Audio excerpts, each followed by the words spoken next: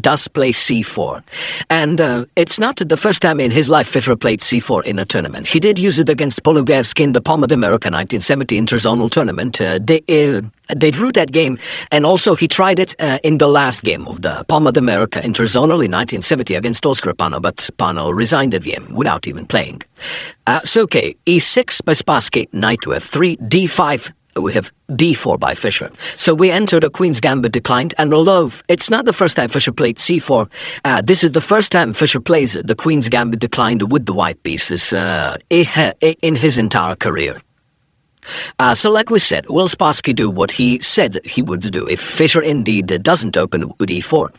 So let's see. Knight to f6, we have knight to c3, bishop to e7. This is all standard theory of the Queen's Gambit declined.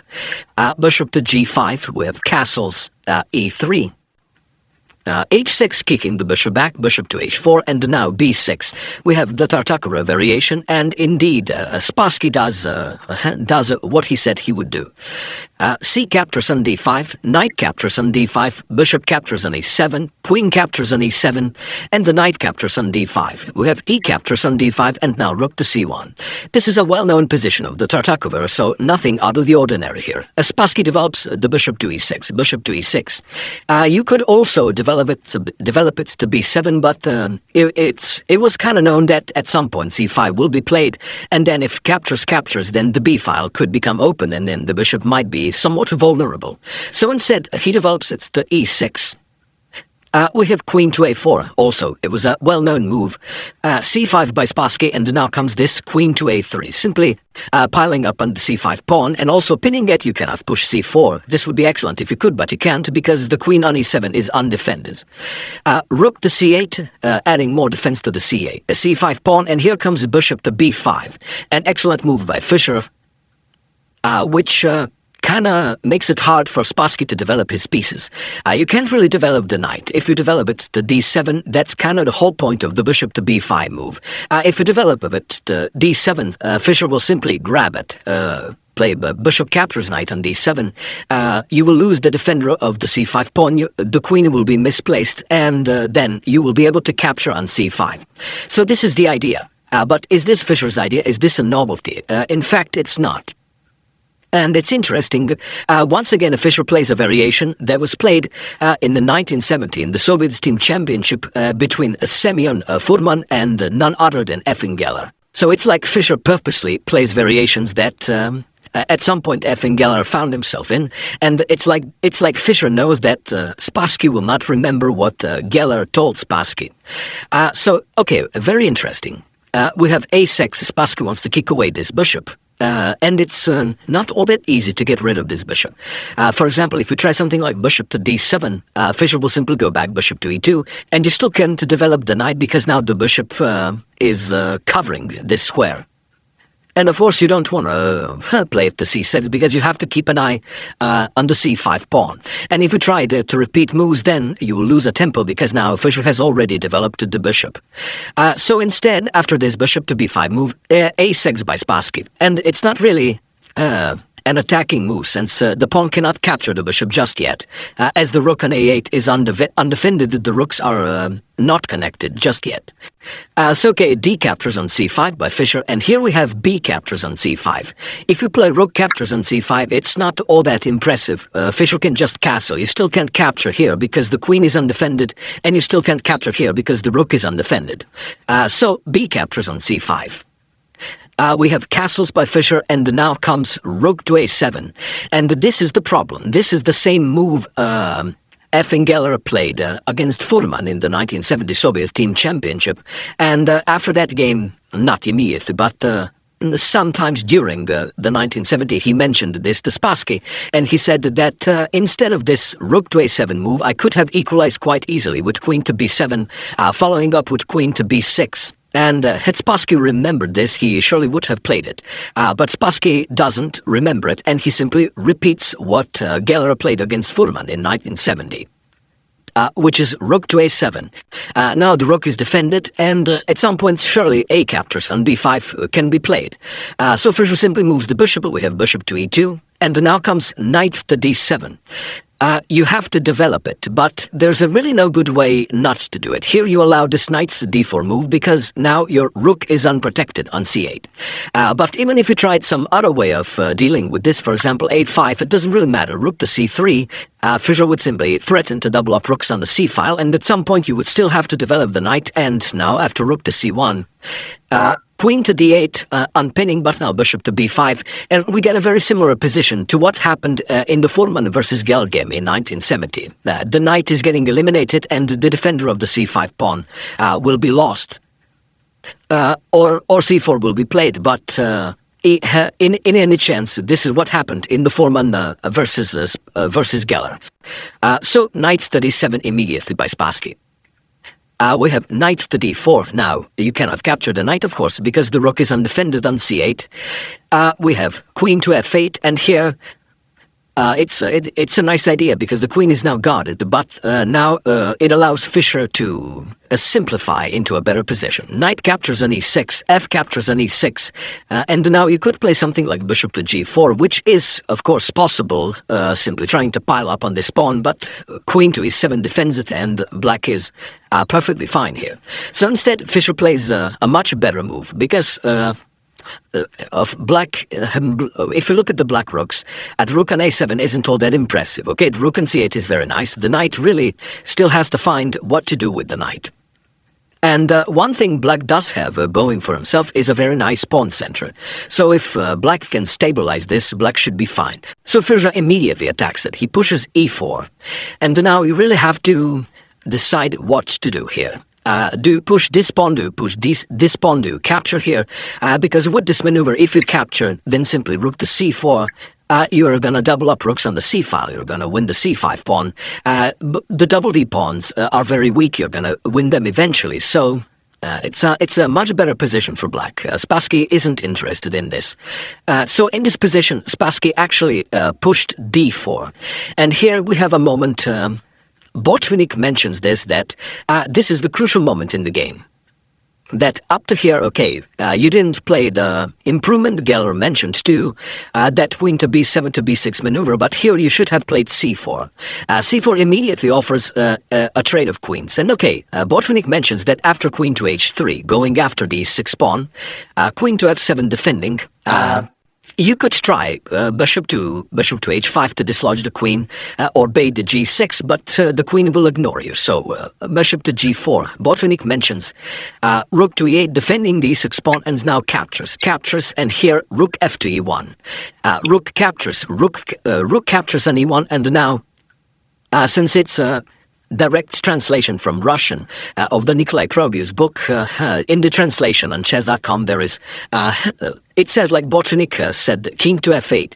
But king to f8 of course doesn't work, but feel free to pause the video here and find how white would win in this hypothetical situation. It's a very nice little combo. I'll give you a couple of seconds to decide whether you want to do it. For those of you who are able to do it, congratulations, you are an excellent solver of hypothetical situations. And for those of you who just want to enjoy the show, it's actually queen back to a3 check. The rook is covering the e-file, so you do have to move the king. Once you move the king, bishop to e6 simply wins the queen. But I'm sure it's a wrong translation, that the idea is not king to f8, but rather knight to f8, simply guarding d6 square. The person who translated it probably just wrote k for a knight, but k is a king, n is a knight. But still, I thought it was very funny. But yeah, Botvinnik says that white is better here, but still, white would have to really prove that he's a much better player to actually push this for a win. But instead, after e4, Spassky pushes d4. And okay, we have f4 now. Here, Fischer, for once, increases his control of d5 square, not allowing knight to e5, not allowing this pawn to be pushed to e5. But one other thing that is now possible, the queen is now coming to h3, and this bishop is coming to c4 to pile up on this e6 pawn. So okay, queen to e7. You have to move the queen off of the f-file. And now Fischer pushes e5, and even stronger grip on the position now. The f6 square is taken away from the knight. So what do you do here? Rook to b8. Spassky tries to create some chances along the semi-open b file. Bishop to c4, Fischer simply continues with his plan of piling up on the e6 pawn, and here we have king to h8. Spassky doesn't want to keep his king on this diagonal because f5 is definitely coming. For example, if we try to defend knight to f8 to bring a defender of the e6 pawn this way, f5 is coming, and now there's really nothing to do. f6 is coming next, and black is completely getting destroyed here. So okay, after this bishop to c4, Spassky plays king to h8, and now we have queen to h3, as planned, simply piling up on the e6 pawn. Now, you don't really gain anything by capturing the b2 pawn. It's a pretty useless pawn. White will simply grab this central pawn and create a passed e pawn. So here, knight to f8, simply defending here, and here Fischer simply improves, b3. Spassky pushes a5, hoping to get a4 in at some point, and here Fischer says, okay, now it's enough, I have a light square bishop. You have so many light square weaknesses, it's time to break through here. Fischer pushes f5. And okay, we have e captures on f5, rook captures on f5 now, and now knight to h7, hoping to either get knight to g5 in. And it seems like, when your opponent plays a move like this, you might think, okay, my opponent just totally gave up, he's just playing nonsense moves, but it's actually a very poisonous move. For example, you think that, okay, I have a bishop on c4 controlling f7, I could simply play rook to f7, the queen has to move, I'm gonna win this rook on a7. But this would actually be a huge mistake, as now you're losing the game as white. Knight to g5 wins the game here. After you capture the queen, black captures your queen with check. You have to capture the knight, and then rook captures. Black is up the exchange and winning this game.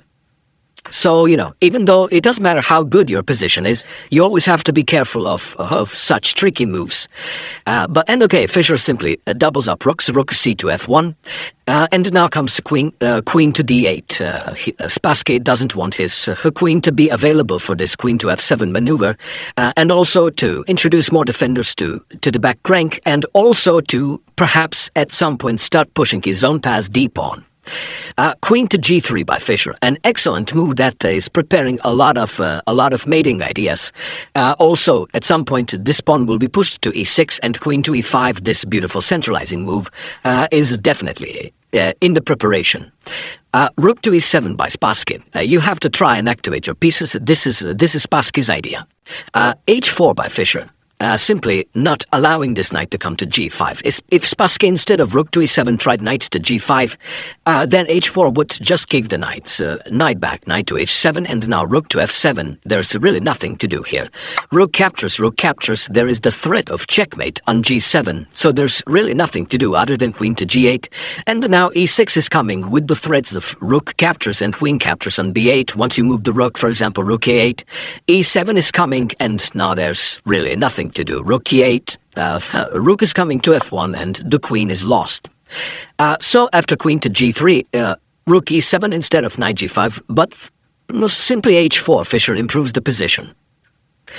Rook b to b7, introducing another defender of the g7 pawn, but now comes e6. Also, a very nice idea now. Now the f6 square does seem to be available for the knight, but everyone knows that once this knight comes here, that Fischer is just gonna gobble it up. Rook b to c7, as now, after e6, the c5 pawn was under attack, so Spassky simply defends it. Queen to e5, as planned, Fischer places his queen on this beautiful centralized square. Queen to e8. But what else is there? If you try to pull the pawn, it doesn't work. Simply rook to f3. The pawn is attacked twice. Once you push it to d2, rook comes to d3. Attack the queen. Once you move the queen, simply grab on d2, and there's no way to take advantage of the passed pawn. After queen e5, we have queen to e8, and now comes a4. With this a4 move, Fischer puts Spassky in sort of a zugzwang, and you do have to play something. You can't play the rook. All of the squares for the rook are not available due to the pawn. This rook has to keep an eye on this c5 pawn. You know that if you play the knight, Fischer just gonna gobble it up, so there's really nothing to do here. Spassky has to wait and see what Fischer will do. Fischer simply plays rook to f2, probably looking for a breakthrough. We have queen back to e8, and now rook back to f3.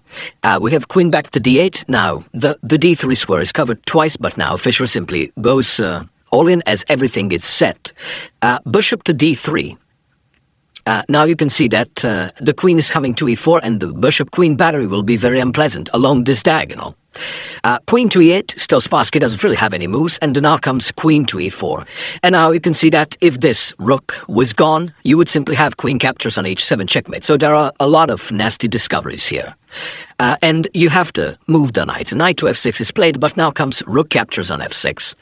We have g captures on f6, and now comes a rook captures on f6. So what do you do here? There are so many threats here for white. King to g8 is played, not allowing rook to capture on h6 with check.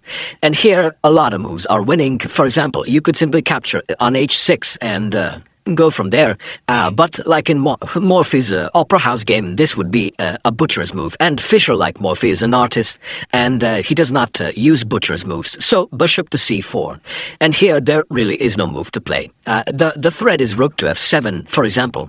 If you play a waiting move such as rook to a7, rook to f7 wins the game. There is no defense against queen to h7 checkmate. If you capture here, then pawn captures will, of course, cost you a queen.